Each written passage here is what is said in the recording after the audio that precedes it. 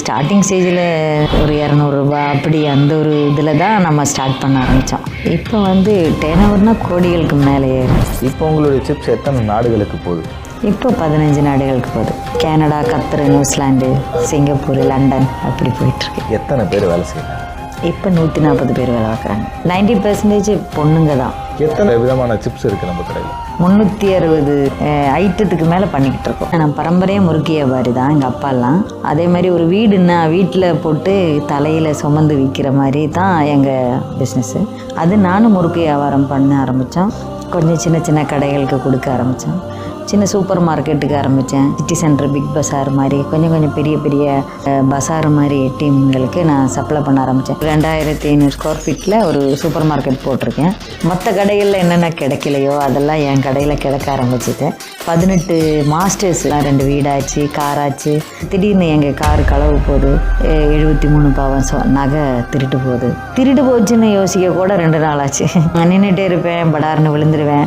Super மார்க்கெட்டை மொத்தமாகவே இதெல்லாம் உடச்சிரிஞ்சிட்டு அரிசி பருப்பை தவிர மற்ற 1 கிராம் கோல்டுலேருந்து இந்த மாதிரி பொருள்கள் எல்லாமே திருட்டாங்க.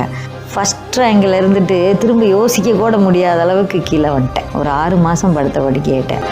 அதே மாதிரி நம்ம தமிழ்காரங்க நாங்கள் கேரளாவில் இருக்கிறதுனால தமிழ்நாட்டுக்கே போயிட்டாங்கன்னா இவங்களாம் எங்கே கண்டுபிடிக்கிறது? கொடுத்தவங்கெல்லாம் வந்துடுறாங்க.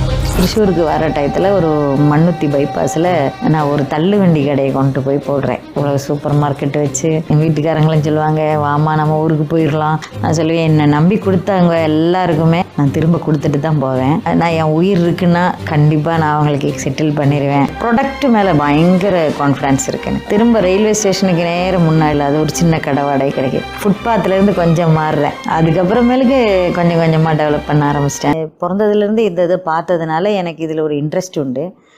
நான் வந்து நடந்து விற்கலை, நான் வந்து கடைகளுக்கு சின்ன சின்ன கடைகளுக்கு ஆரம்பித்தேன். சின்ன சூப்பர் மார்க்கெட்டுக்கு ஆரம்பித்தேன். அப்புறம் கொஞ்சம் லெவலில் சிட்டி சென்டர், பிக் பஸார் மாதிரி கொஞ்சம் கொஞ்சம் பெரிய பெரிய பஸார் மாதிரி டீம்களுக்கு நான் சப்ளை பண்ண ஆரம்பித்தேன். ஒவ்வொரு கடையில் ஏறும்போதையும் நம்மளோட தரத்தையும் கூட்டிக்கணும். அதே மாதிரி அந்த கொடுக்குற பொருளோட அந்த பார்க்கும்போது இருக்கிற பார்வை எல்லாமே அதில் ஒரு இது மாதிரி பண்ணிக்கிட்டே டெவலப்மெண்ட் பண்ண ஒவ்வொரு ஷாப்பும் வெளியேறுச்சு. ஸோ இனிஷியலி அந்த ஸ்நாக்ஸ் ஐட்டம்ஸில் நீங்கள் என்னெல்லாம் விற்க ஆரம்பிச்சிங்கம்மா? வெறும் முறுக்கு மட்டும்தான் விற்க ஆரம்பிச்சு? இல்லை நம்ம முறுக்கு ஸ்டார்டிங்கில் முறுக்கு, பக்காவடை அப்படின்னு சொல்லி 2-3 ஐட்டம். அப்புறமேலுக்கு என்ன பண்ணுறோன்னா மரவள்ளிக்கிழங்கு சிப்ஸு, வாழைக்காய், பலாப்பழம், கடச்சக்காய், இடியஞ்சக்காய், அதுபோல் சேம்பு, சேனா, கடச்சக்காய், அப்படி நிறைய ஐட்டம் வந்து பீட்ரூட்டு, பாவக்காய், இந்த மாதிரி ஐட்டத்தோட வேல்யூ அடிஷன் ப்ராடக்ட்டு தான் நான் பண்ணிக்கிட்டு இருக்கேன். விவசாய பொருள்கள் தான். அதை வந்து நம்ம எப்படி ஆர்கானிக் ஸ்டைலில் ஃப்ரைடில் பண்ணுறோம், அதே மாதிரி ஸ்நாக்ஸ் ஐட்டம்ஸில் வருது. அதே மாதிரி ஹல்வா பண்ணுறோம், அதுலேயே ஊறுகாய் பண்ணுறோம். அப்படி அந்த இதை செக்மெண்ட்டாக திருப்பிக்கிறது.